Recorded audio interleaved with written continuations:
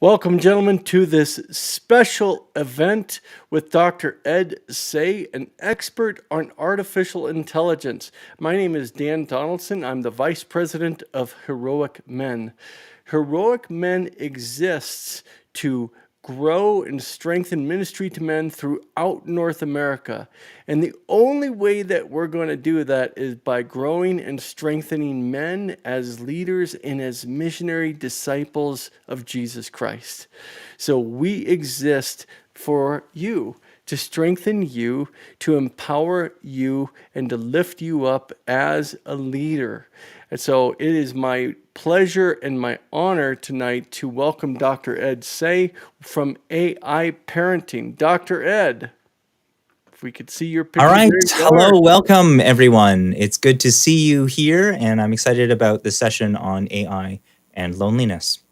So let me just make a few introductory comments. This series is going to be recorded and it will be replayed on Heroic Men. So you can catch the replay at heroicmen.org.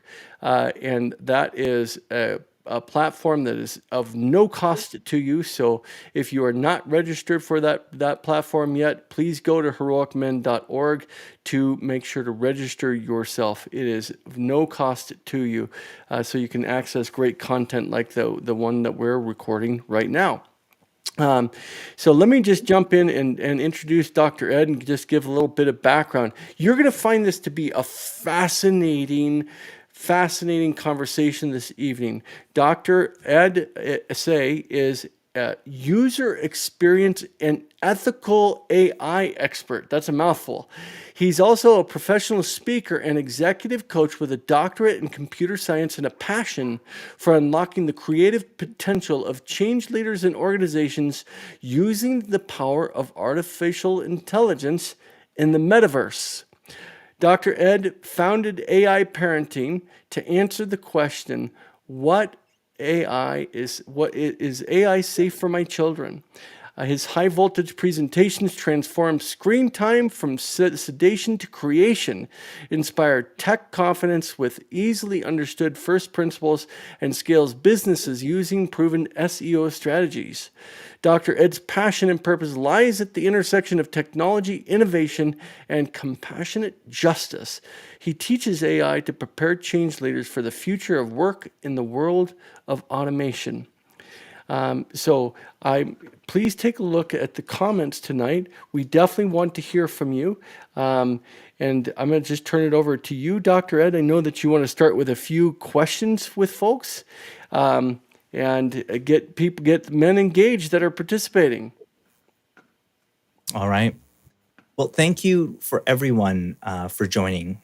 And one of the things I want to do before I go through a little bit of more introduction of myself, I want to ask you guys a very important question. And this question may frame how we do the rest of this presentation or the rest of our time here. First question I want to ask you is the internet good or is it evil? Is the internet good or is it evil? You've had the internet for a long time. For you, has it been good? Has it been evil? Why? Why has that been the case? We want to know a little bit more from your perspective.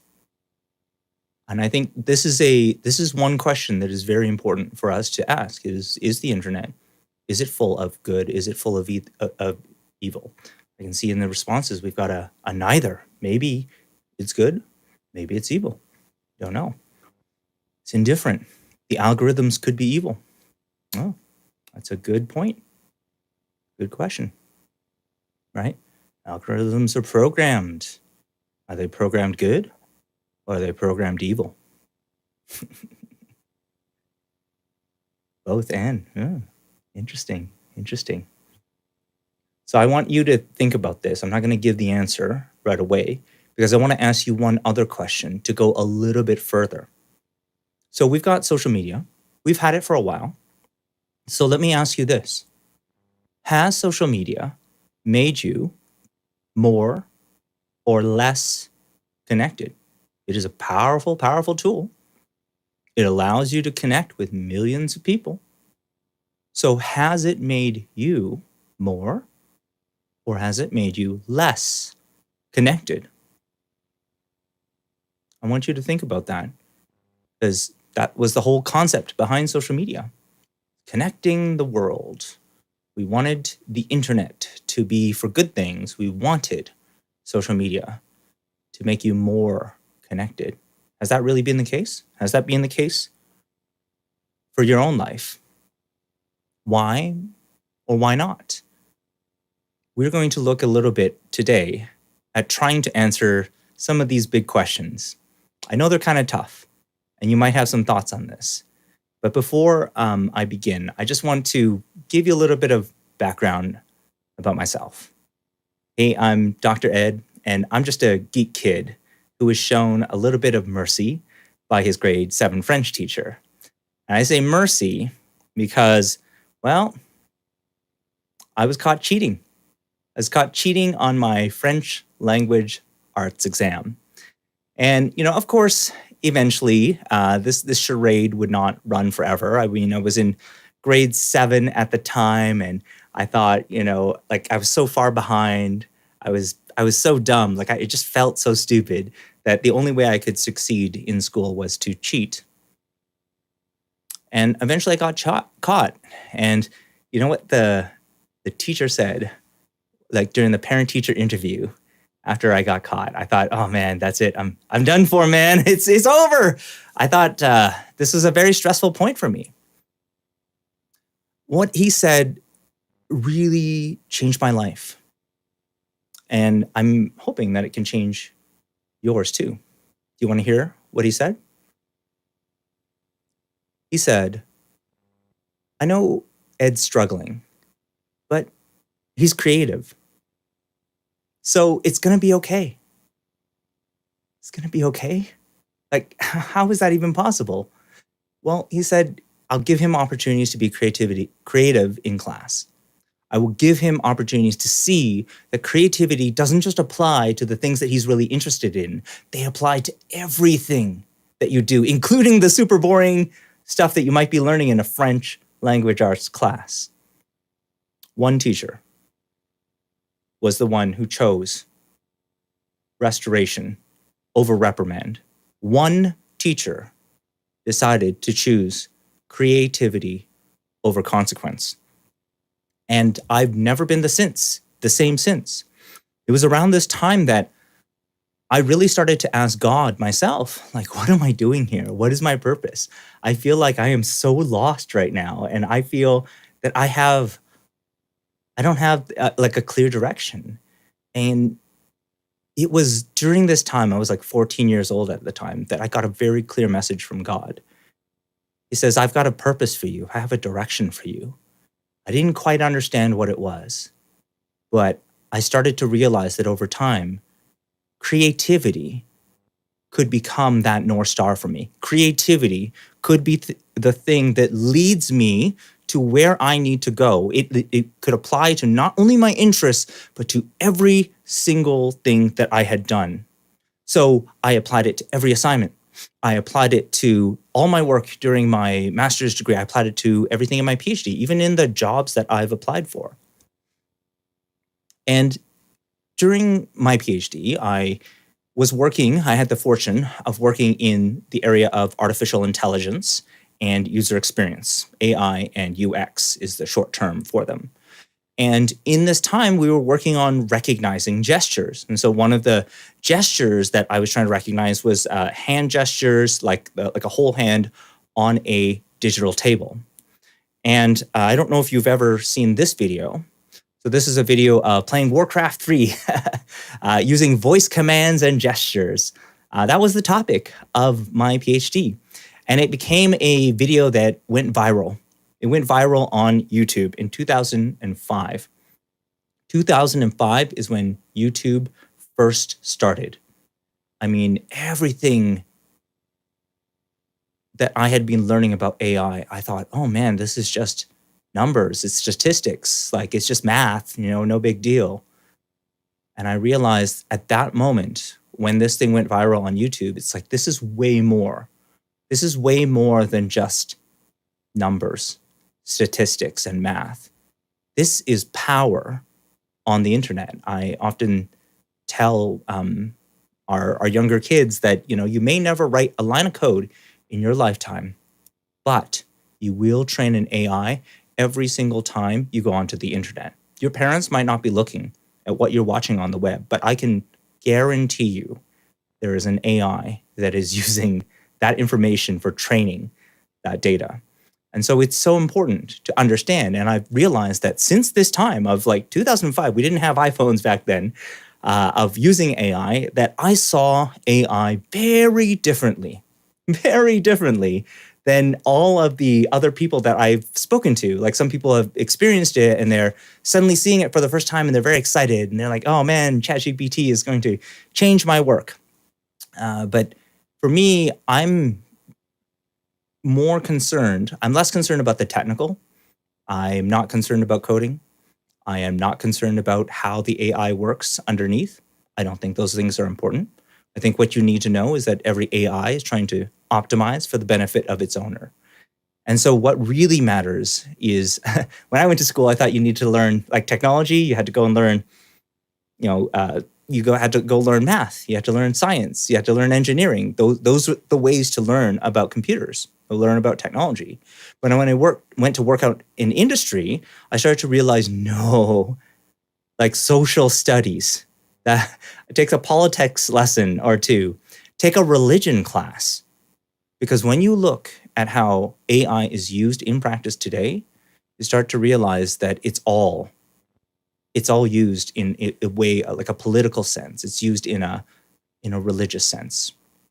And I'll explain what I mean about this. So suffice it to say, I've gone through several companies, startups, like I helped with smart technologies. They make the smart boards. They got acquired by Foxconn.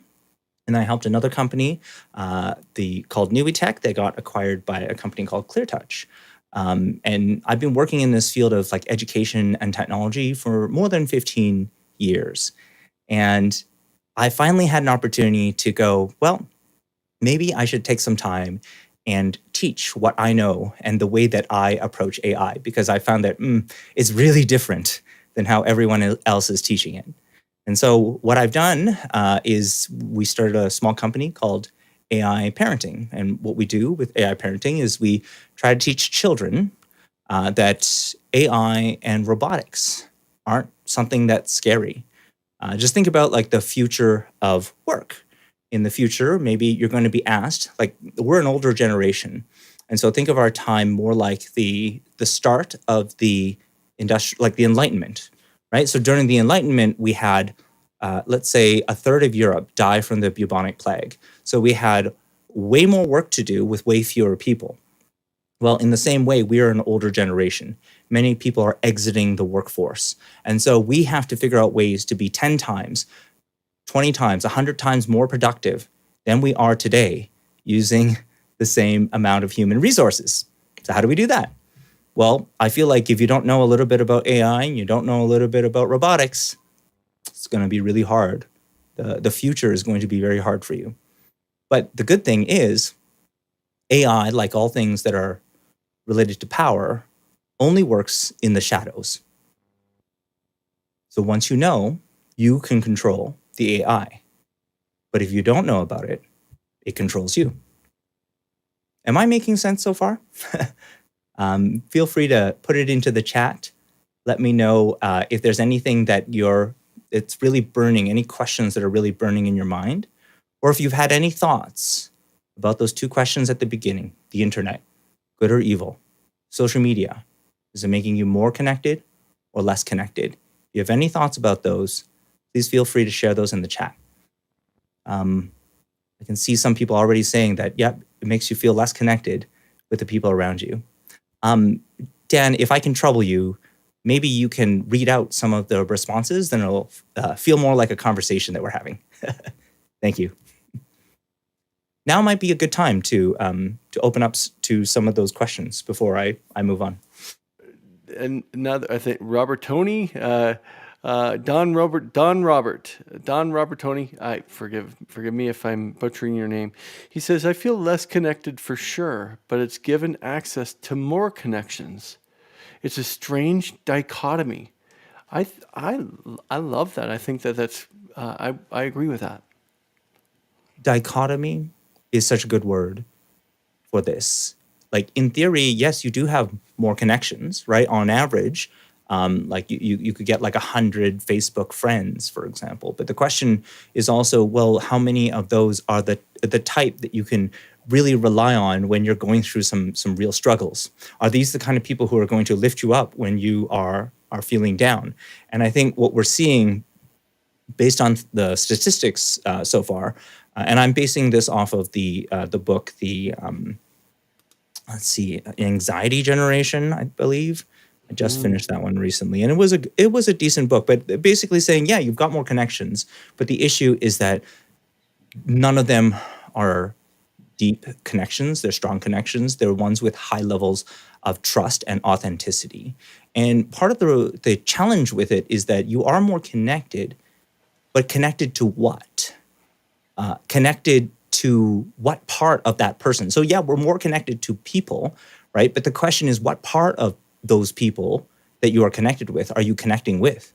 Are you connecting with their real struggles? Are you connecting with their pain points, the things that they are, they just can't handle? Probably not. Maybe you're just connecting with the good things, like they're kind of their Instagram version of their life. They're kind of better than reality version of their life. And I have a question. So if you've connected with many of these individuals that have that type of like Instagram style life, how deep is your connection going to be with any one of them? How authentic would those connections be? How much do you know about their pains and their struggles? I think that is one of the big challenges of our time. So it's a really, really great question, Don, and I'm so glad that you asked it. We have another comment from God Squad Canada. I believe that's you, Sean Lynn. It's hard when everyone's on a screen. It's hard to talk.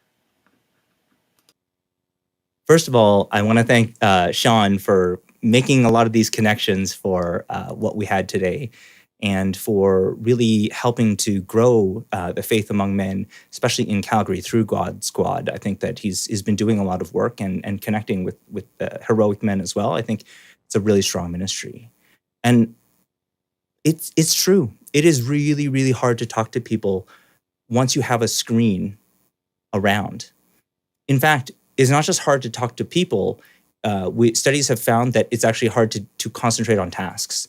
So all you have to do is put a phone close to a student, right? And you just ask them, don't look at the phone. Don't even think about it, right? It's like, well, they can't, right? Like this is enough to have a big impairment.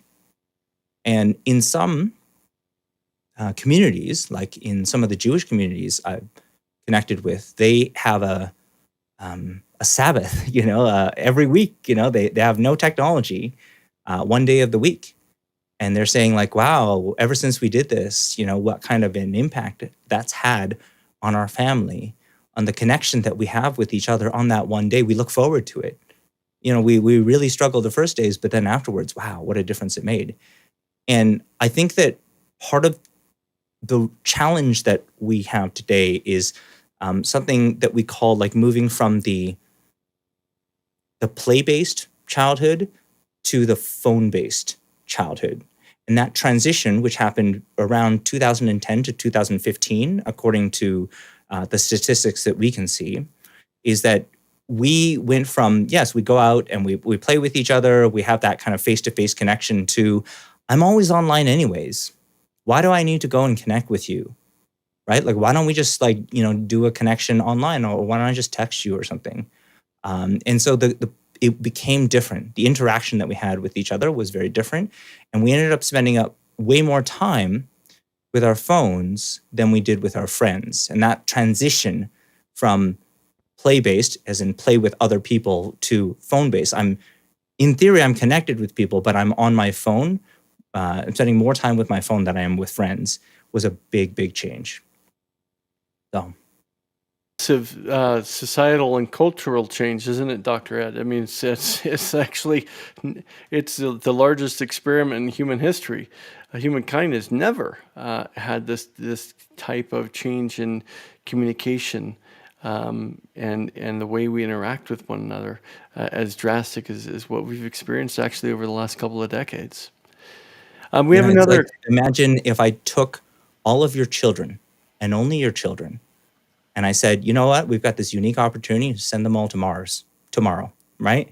They're going to live in this totally different environment. Like that atmosphere is going to be different. We're going to have to figure out like totally new ways to educate them. The way that they're going to interact with each other, we haven't really figured that out yet.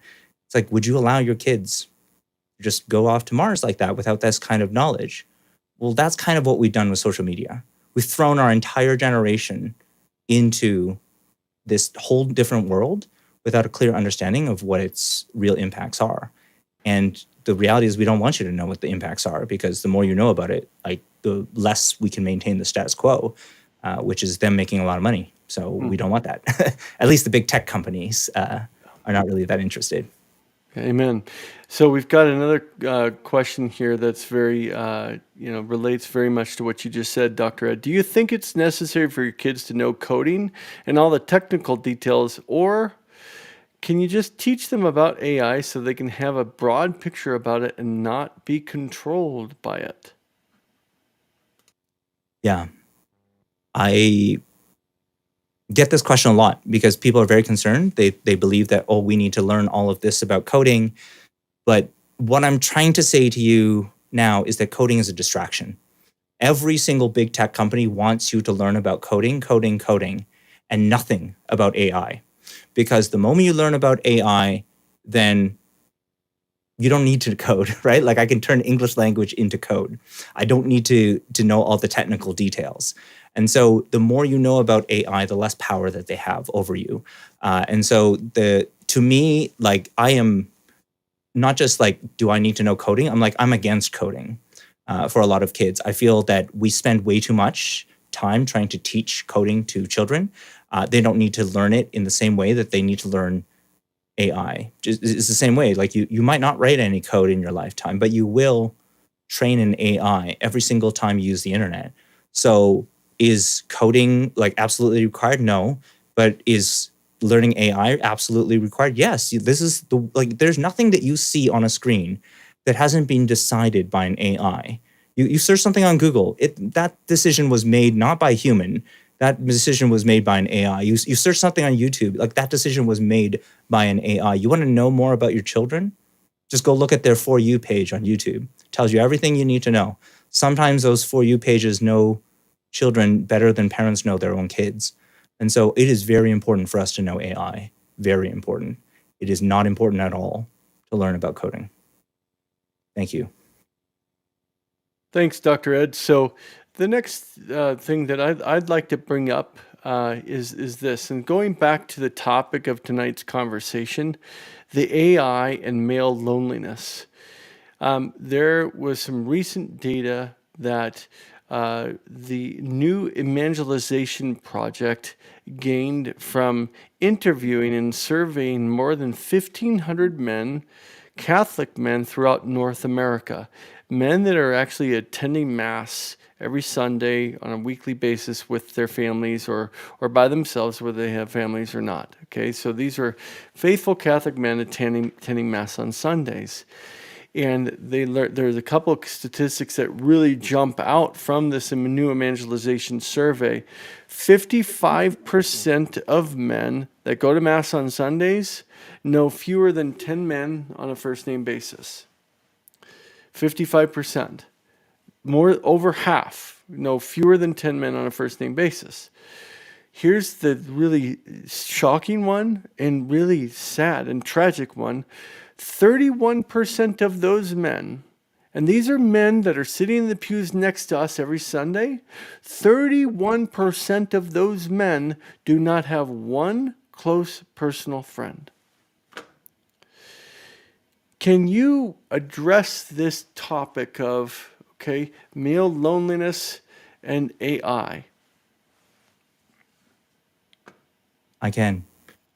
And if it's okay with you, Dan, I'd like to transition to the next steps because what you're talking about, specifically about loneliness, relates to this AI mindset that I really want to share with you guys. And I hope it will answer some of the questions that you had earlier about AI, how does it work, and what's going on here. Does that work for you, Dan? We'll kind of transition into the next step because that's a really, really strong question and it needs a really strong answer. Absolutely. And I'm going to take myself off the screen, Dr. Ed, so you can take Okay, it away. cool. So, really, the next step about learning about AI is what I'm going to call the AI mindset. And what this is just 7 secrets that I wish that I knew when I was growing up. And I think that a lot of, especially Catholic men, just men in general, need to know.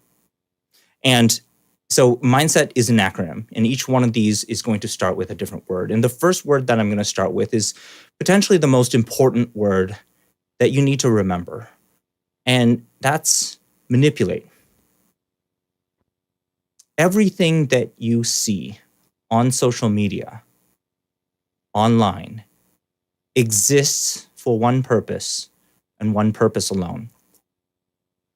It exists to manipulate you. It exists to change your opinion. It exists to make you believe something else. Everything. Because everybody's trying to sell something. Everybody's trying to get you to vote a particular way, get you to buy a particular product, get you to like or spend more time with a particular platform. This is the business of the internet. The business of the internet is attention. And so whatever I have to do in order to manipulate you is what I'm going to do. And I'm going to address the issue of porn right at the beginning. Sex on the internet exists for one reason and one reason alone: to manipulate you. Same thing.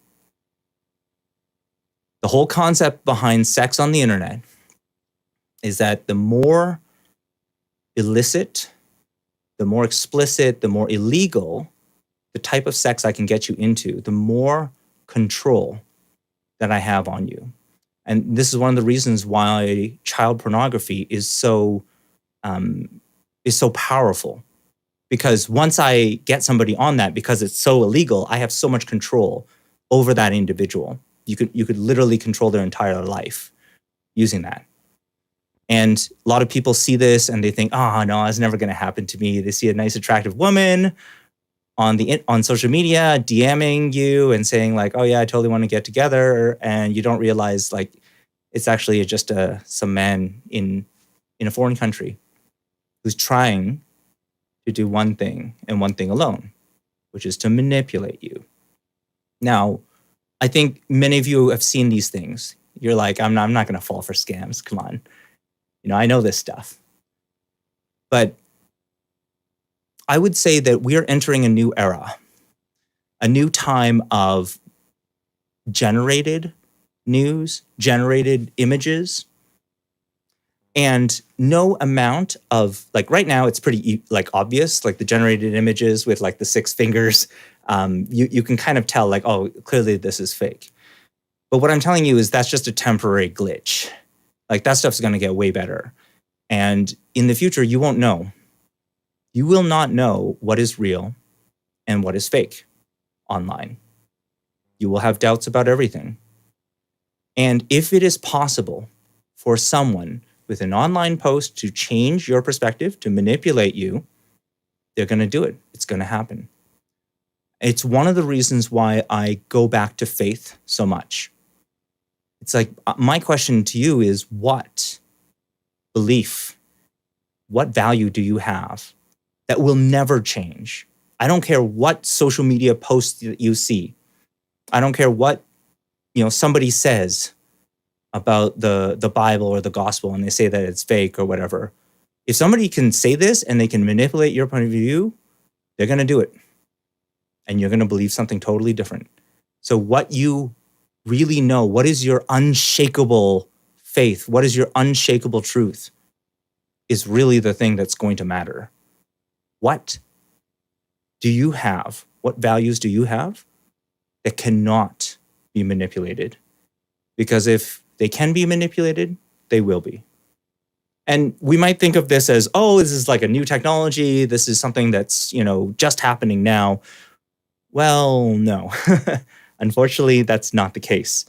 I see this as, this time is more similar to the early 1900s, when we had news media that did not have to show both perspectives.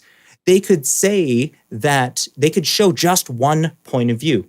They could keep pumping you full of like misinformation. They didn't have to be truthful. You just keep pumping full of misinformation, and they could control things like elections. They had a lot of power, those news media.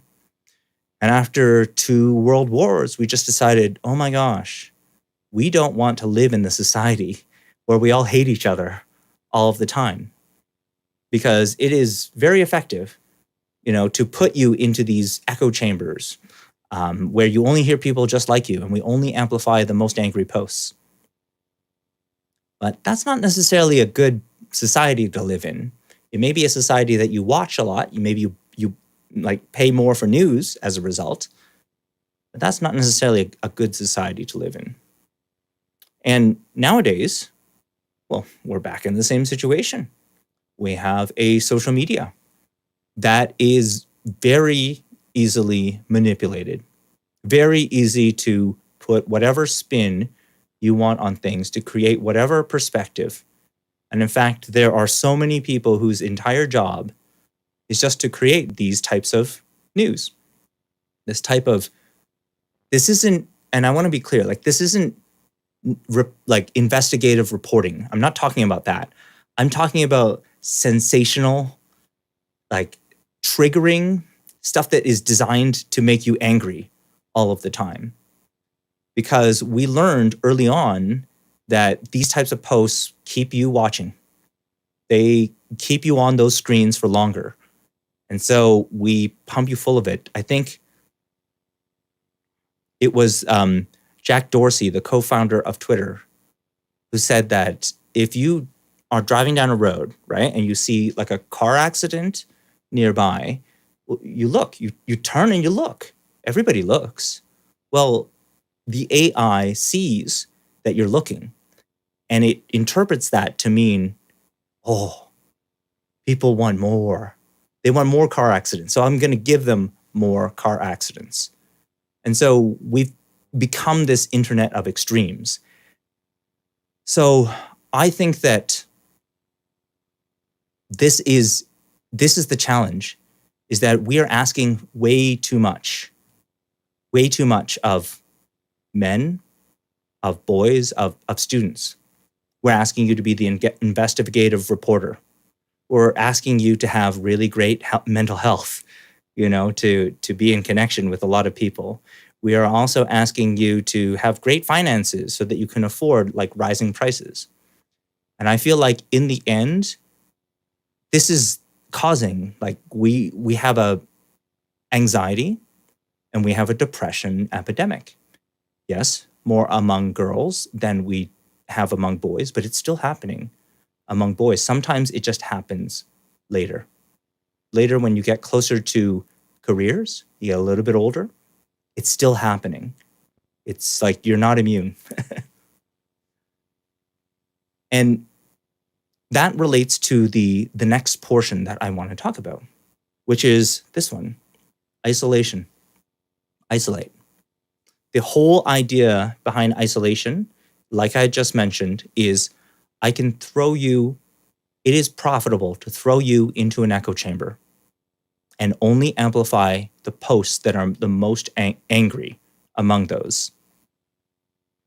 Because we know that when you see these angry, sensationalized, not necessarily truthful, but sensationalized posts, you're going to stay longer. It's the whole car accidents. People like looking at car accidents. We're going to give them more. And I think that relates to that first question we asked. Is the internet good or is it evil? Well, when I talk about AI to the grade 3 students, for example, the grade 2, grade 3 students. I asked them, think about every single movie with an AI, evil AI that takes over the whole world. Well, why? Why does it take over the whole world? Is it because it hates people? It's jealous of people? It's angry? No. Almost all of the AI movies, they all have the same theme, where humans made one fatal mistake right at the beginning.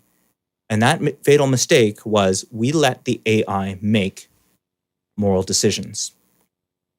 In the Bible, it says that Adam and Eve ate from the tree that could tell the difference between good and evil. So we, humans, have the ability to determine what is good and what is evil. The AI never ate from that tree, and it never will.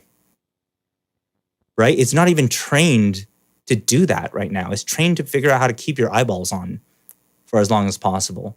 Forget about good and evil. They're not even thinking about that.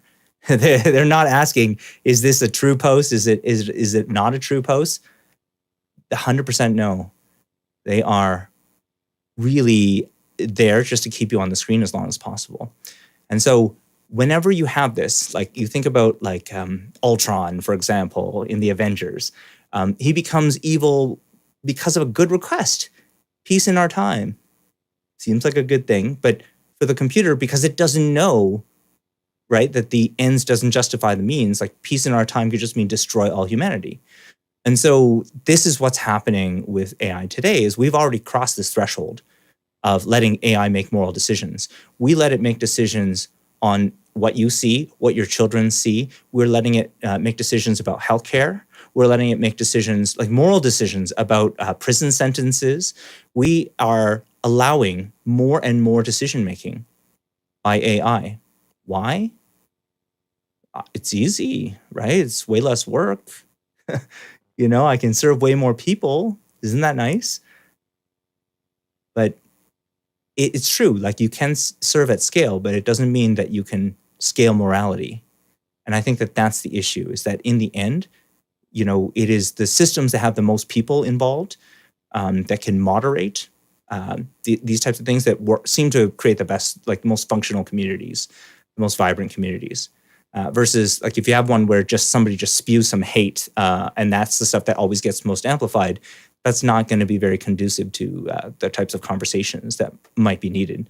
And so you might be asking, well, why don't I feel more connected on social media? Well, what is it giving you? Like, is the social media giving you like conversation, or is it trying to give you the most sensational, angry stuff? Is that making you feel more connected? Maybe not. This might be a good time for some questions, Dan. Do you want to open it up?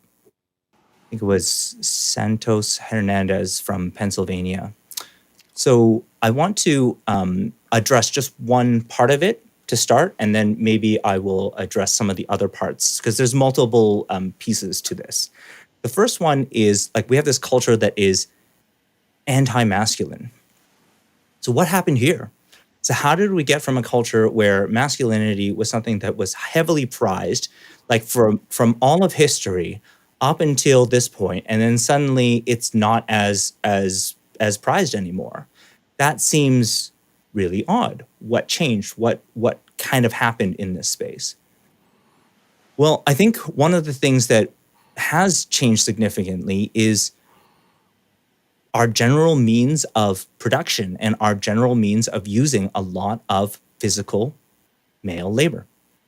We have gone from a point where physical strength, right, like your ability to to lift weights or your ability to do things was directly related to production. You could be way more productive if you had more strength. To a very information-based type of society, to a services-based society. The way that I describe it to some kids, and this is kind of a later point, is sometimes I talk about automation, right? So I show the example of the elevator, right? So in the past, we had elevators. It was completely manually operated. You had a guy who would tell you which floor. They would have to like physically open up the door. And nowadays you just go in and you press a button. So what happened? What happened to all of those jobs when they got automated? Well, the reality is they're still elevator operators today. But what do? Well, it's like this lady in Japan, for example. She is like operating the elevator. All she does is push a button. But what she's doing is she's asking questions like, "Well, what are you looking for?" "Oh, I'm looking for a dress. I'm going to a wedding, this summer." "Oh, you really want to hit the seventh floor? They have wonderful different options there." And so, what does that mean? That means that these are tasks that they're not repetitive, right? Like they're not predictable. They're service oriented, right? And so, do I need a lot of like strong masculine strength to do that particular task? Probably not, right? It's more service oriented. And now the jobs are becoming more and more like on the intellectual side. And what we're seeing, at least in universities, is that women are beating us. There are more women graduating with degrees, graduate degrees, doctorate degrees, than there are men. And so we talk about like an anti-masculine. I don't know if I would call it anti-masculine, but the need for masculine strength is not the same. Is not the same as it used to be.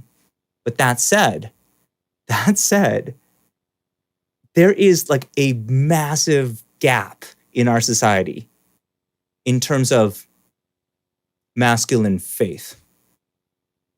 And what do I mean by that? Well, what I mean is like, think about it. Like we are in this society which is completely overwhelmed. They experience more anxiety than we have ever in the past, and we have more depression. And that rate is far, far higher among women as it is among men.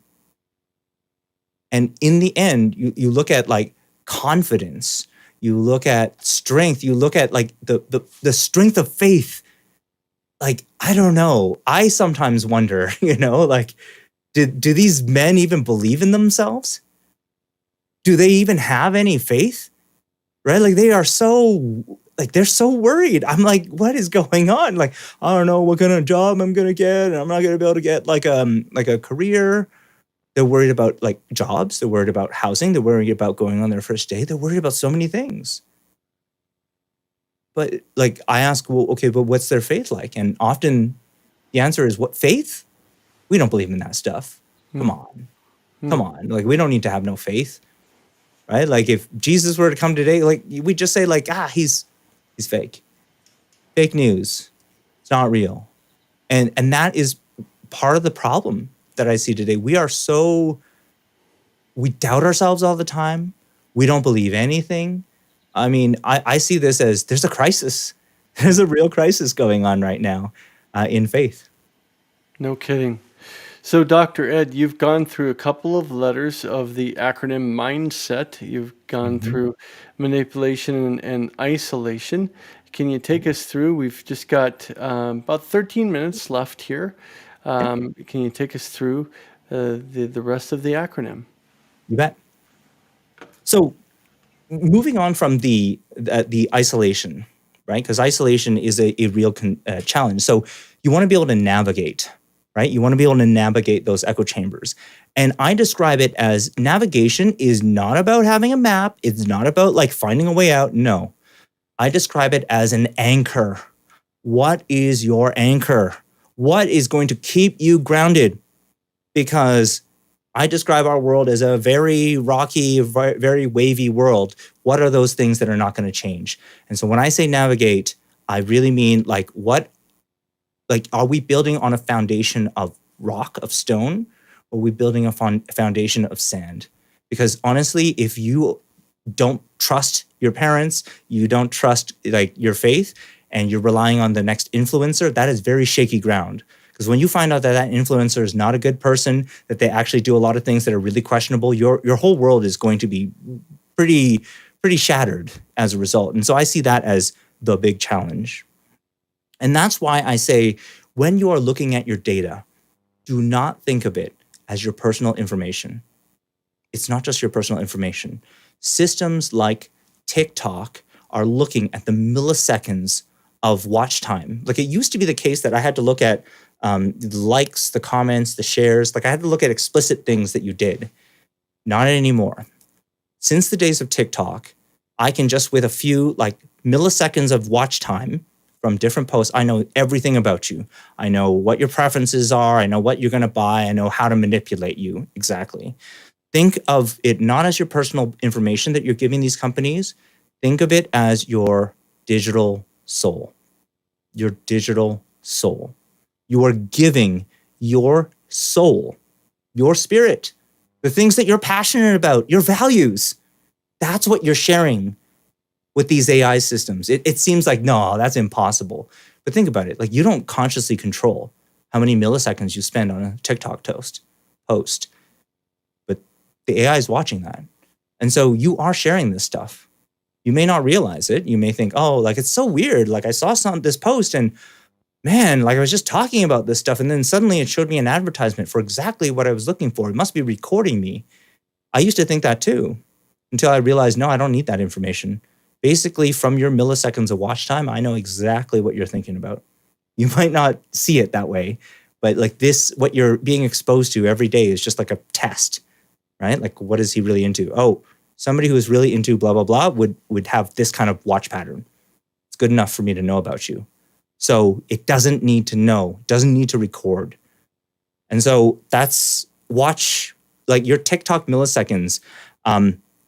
I often say, like, if you are seeing a lot of negativity online, it's because you told the AI that you want to see it. Same thing like those evil AIs, right? Whose job is it to decide what is right and what is wrong? That's your job. It will always be your job. That is never going to change. And so if you see a lot of negative stuff, you better start not watching that stuff and not spending so many milliseconds watching, like, dwelling on that. You see a lot of, like, attractive women or whatever on your TikTok feed. You told the AI you want to see that. You spent more time dwelling, on those particular posts. It knows what you want. And so really you have to take control. You have to decide, no, I'm not going to watch that, or I'm going to tell the AI, don't stop showing me this stuff, right? You have to take back control. You want to start seeing good things? You've got to tell the AI that I only want to see good things. You've got to say, if this is a post and it's negative, I'm going to not just skip past it. I'm going to, like, write down, don't show me this again. Because the AI does not know right from wrong. That is your job, and it will always be your job to manage that.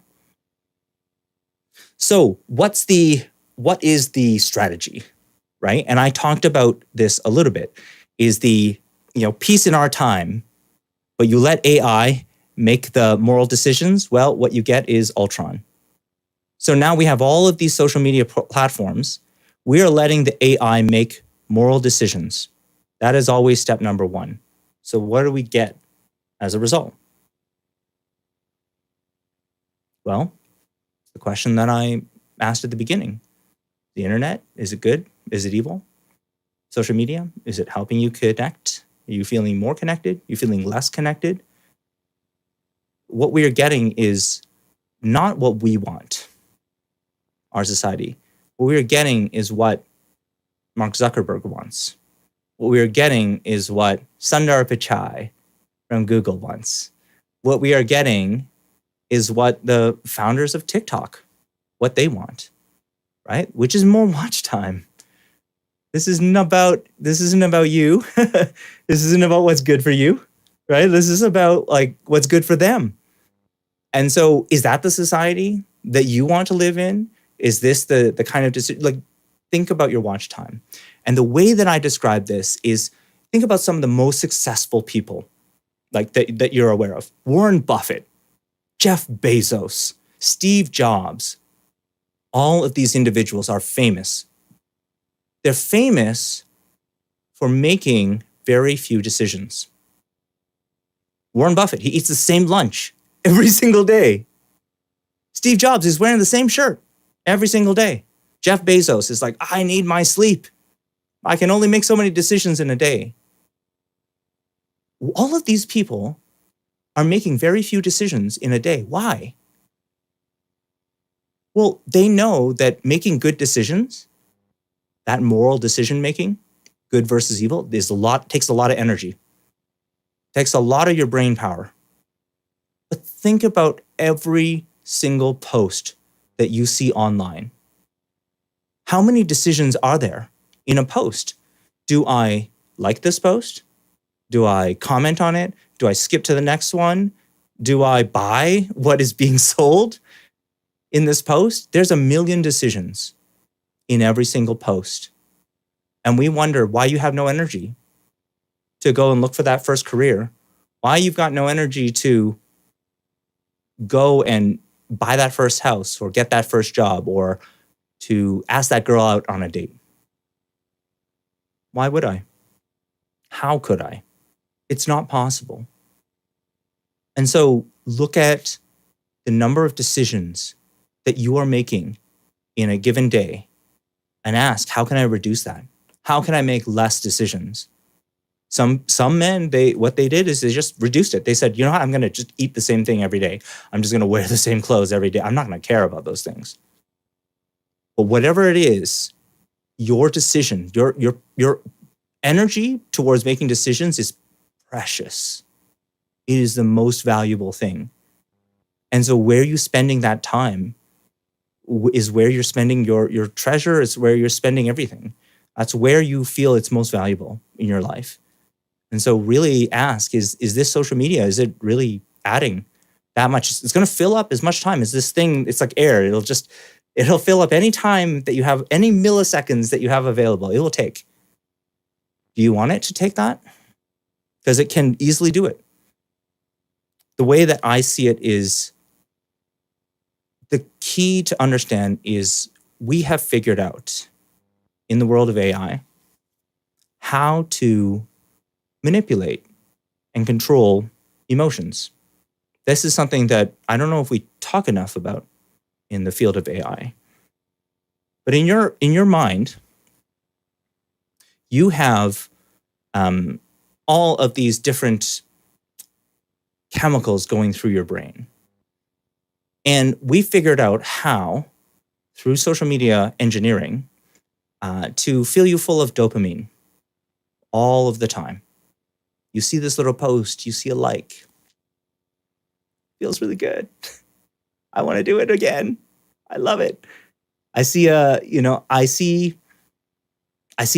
friend's post. Oh, and they commented. Oh, it makes me feel so good, right? Like a little bit of a hit of dopamine. But what happens? What happens when our endocrine system is filled with dopamine all the time? For example, like if let's say you're regularly exposed to pornography, right, and your entire endocrine system is completely filled with dopamine at all times. It was never meant to be that way. It was always meant to, like, oh, you received an award after like a lot of work, and then that helps to motivate you, it helps to keep you. But now we figured out ways to just hack the entire endocrine system and just keep you in that high dopamine state all the time. So what happens to your motivation? What happens to your willingness to go and work harder? What happens to your willingness to go and pursue more on your career? What happens to your willingness to do anything, right? To ask that girl on the first date. Why would I? I'm so satisfied, with where I am right now. Why would I want that to change? We are naturally like leaning towards whatever gives us the most dopamine hit. I mean, this is something that we've grown. This is something that we've had for thousands and thousands of years. It's a good system. It works. But we never expected to have a social media that would give us this all the time. And so we see that. We see that, and that's what we're using right now to manipulate you. And it is this constant flooding of your endocrine system with dopamine that is allowing us to keep you hooked, but also preventing you from doing more with your life, preventing you from achieving your goals. And so think about that, and think about where your attention is. Where is your decisions being made? right? Like, how much capacity are you going to have to make good decisions when you're full of dopamine all the time? It's really hard. It is really hard. I can't emphasize this one enough, Dan. I know there's like so many books about it, like, like Quit Porn and Get Rich and these types of things. But what we're finding is that people who, like, I'm not saying do this because it's easy. I'm not saying like do this because it's, like, I understand you're on the internet.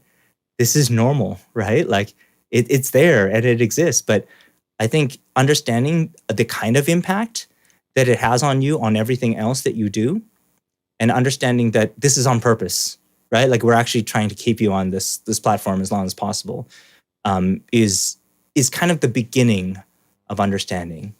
And so, like, they write all these things in the Bible, right? Like, why do we have to be so like warn people about all of these, like, these things related to sex and all of these other temptations? Why do we talk about this in the Bible? And I start realizing, oh my God, they're talking to today. The more I read the Bible, the more I'm feeling like, oh my gosh, like it is right on point 2,000 years ago to what we are It, experiencing today. it's ever true. It is ever true. I posted something in the comments, Dr. Ed.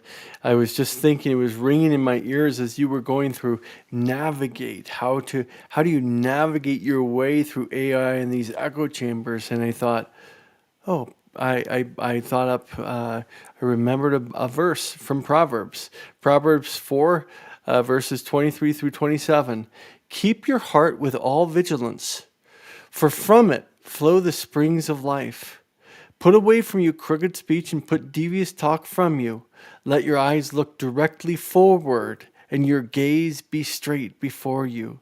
Ponder the path of your feet. Then all your ways will be sure. Do not swerve to the right or to the left. Turn your foot away from evil. Yeah, absolutely. See, there's just so much relevant wisdom for today.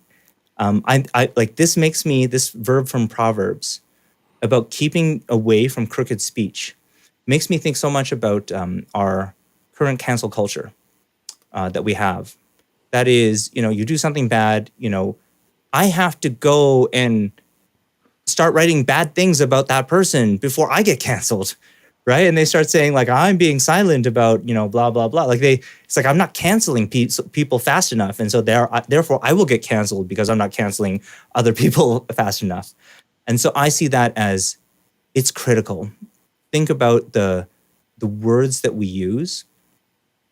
And I've been describing this to a lot of people. Like, we see it as the sticks and stones, may break your bones, but words will never hurt you. It's the biggest lie ever. Yep. Those words hurt, right? Yep. And they are meant to. They're meant to, like, attack that person. They're meant to cause harm. And I think that with it, we feel so free to just make whatever words we want, because we feel, especially in the online world, less connected to the consequences. If I say it to your face, I might be like a little bit hesitant because you might just like punch me and throw a punch towards me. But in the reality is, like, online, they're like, there'll never be a consequence, they think. And so they just post whatever they want. And as a result, you have the internet that we have today. We don't, like, people say bad things, but nobody ever corrects them to say, like, no, give this person a second chance, right? And I ask, and this is kind of you were asking, somebody was asking about the last letter, and so I want to make sure I cover that as well. When we think about technology, and when we think about automation, we have to understand, like, this isn't automating for our good, right? Like, we really do need people in this automation, whether it's the decision of just something simple, like where do I want to send you? Which floor should you go to? That can be one type, but we still need people involved. But more specifically, it is this question of, we're talking about heroic men.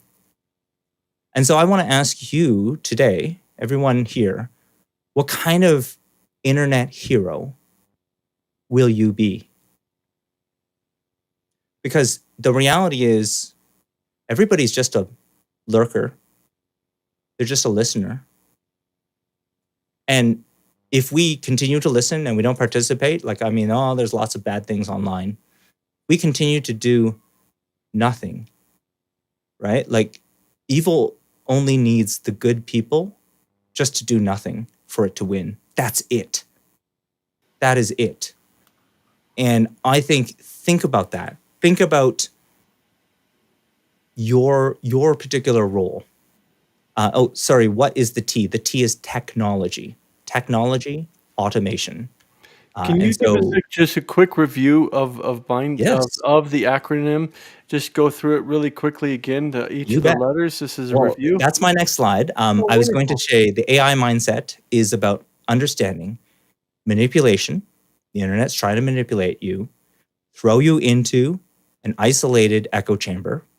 Your ability to navigate that by having unshakable beliefs is going to determine how successful you are. Understand that when you're giving your personal information, you're giving your digital soul to these companies. Don't give it to a company you don't trust. Your strategy needs to understand that I cannot make a ton of decisions. If I want to make good moral decisions, it's going to take a lot of energy. So I'm going to have to figure out what decisions I'm not going to make. Emotional control is really, really hard when you're full of dopamine all the time. They are particularly trying to keep you on the high dopamine state all the time. And so you have to understand that that's going to affect your motivation in a big way. So you have to understand that that's up to you. You need to control your own endocrine system. And when it comes to technology and automation, this is the most important part, is that you have a choice to make. You have a choice to make of what are you going to allow to be automated, and what are you going to say no to? Where are you going to draw a line? Where are you going to bring good to our society, bring good to the internet, bring good to our discourse? It is not good enough to just sit back and let everything maintain the way it is. It's like, we as a community, we can fight back. We can go to these tech companies and say, like, hey, I'm not going to give you my data anymore. Right? This is ridiculous. You guys, like, look at the way you are treating people, like, and the kind of harms that you're doing. I'm sorry, we're not going to. You starve them. You starve them of their data. They are desperate. They are desperate for data. And so I see this as, it is our opportunity to fight back, and we have the opportunity to bring the truth, because we know what we believe, and that's not going to shake. That's not going to change. But honestly, so many people are afraid. People are afraid to speak up. They're more afraid of public speaking than they are of death. And so they're more afraid of speaking, like, writing that post on the internet than they are of, I don't know, getting caught with porn or something, on at home. In our RCIA class, we spent a whole year just trying to get people brave enough just to tell their own story of why they came to faith. And I told them, when they went to this, remember your story. Never forget it, and be willing to share it.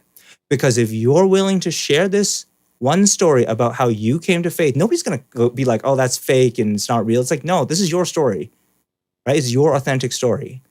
If you can tell this, I can guarantee you, people will come to faith because of you telling your story.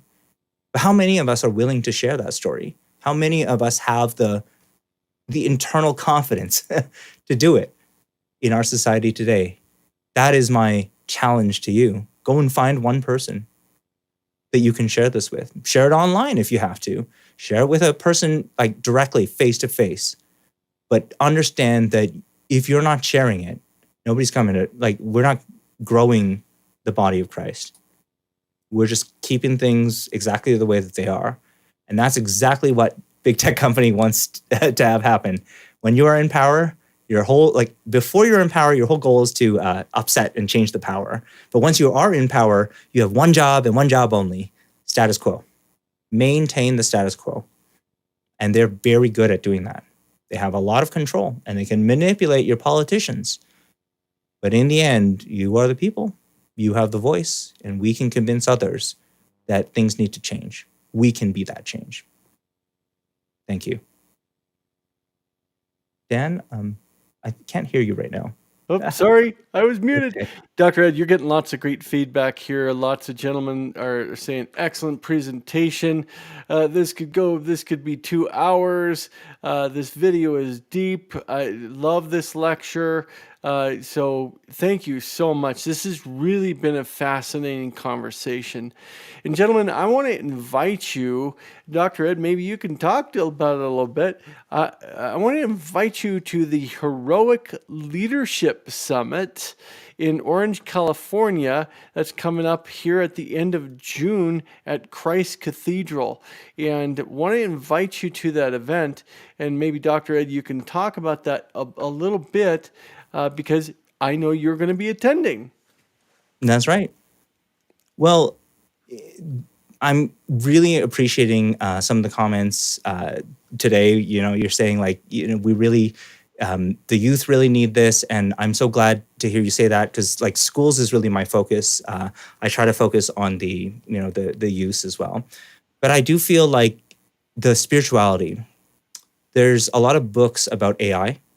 There's a lot of books about faith, but there's not a lot of books about both together. And I feel like that's a big, big, big gap. And we have to realize that they're not separate worlds. They're one and the same. Your faith and the AI and the online world is one and the same. And that's why I feel there needs to be a book.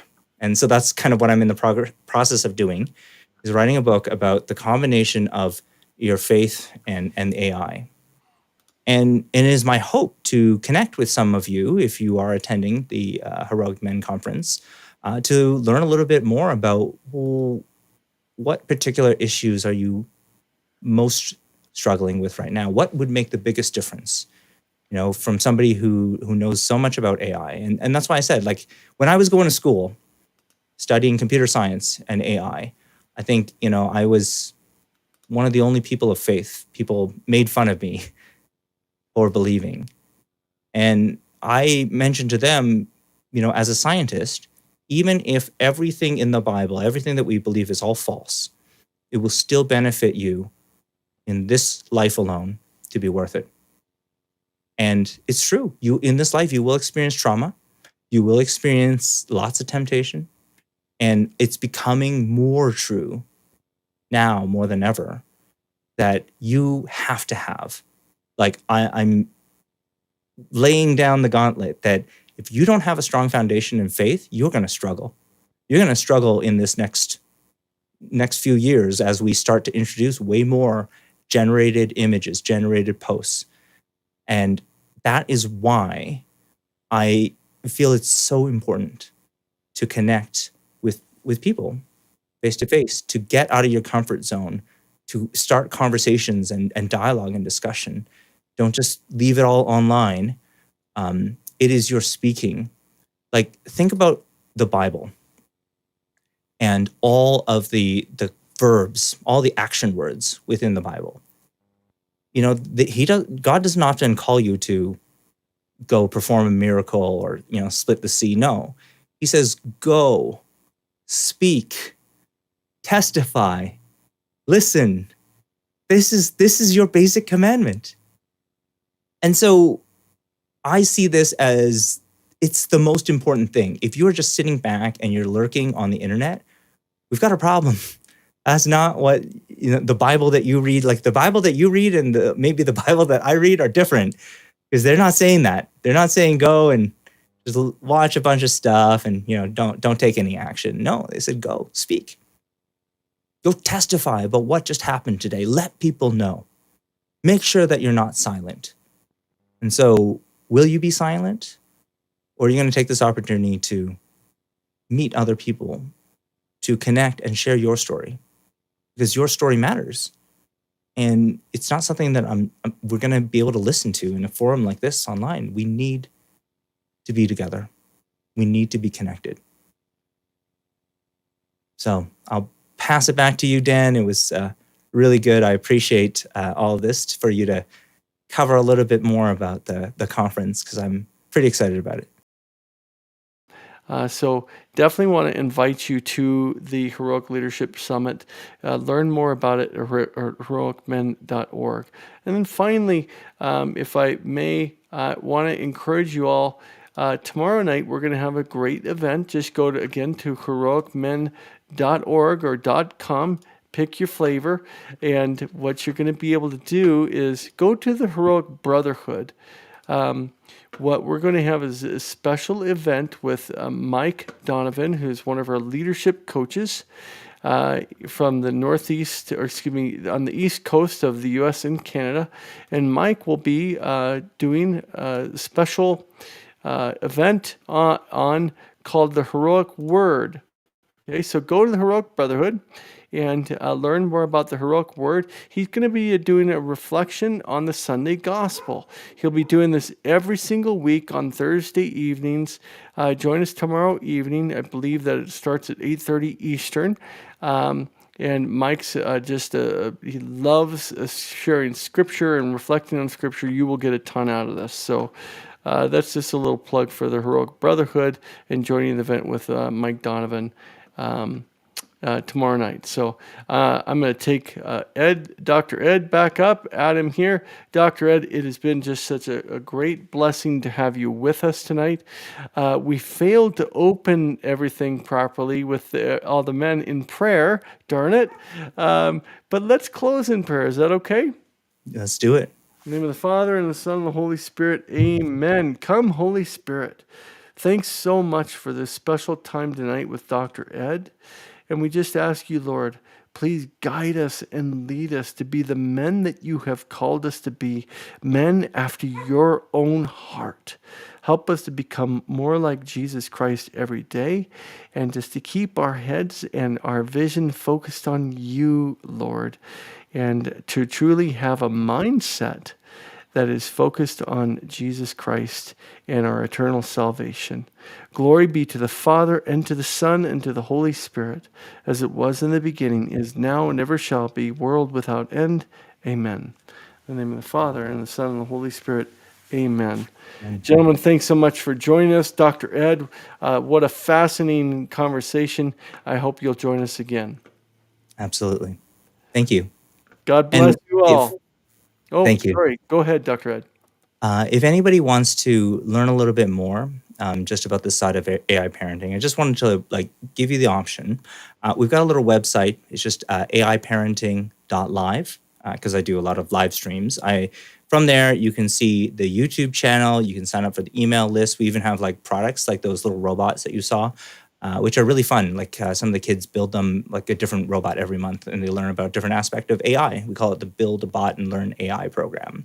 And it's an opportunity because I feel like just as, robots shouldn't be scary, you should be able to take them home and enjoy them. That's the whole point of what we're trying to do here today, is make sure that you have access to all the resources, aiparenting.live. Thank you for sharing that. You are more than welcome. And Dr. Ed, thanks so much for being with us tonight. God bless you, and God bless you all of you men out there. Thanks for joining us.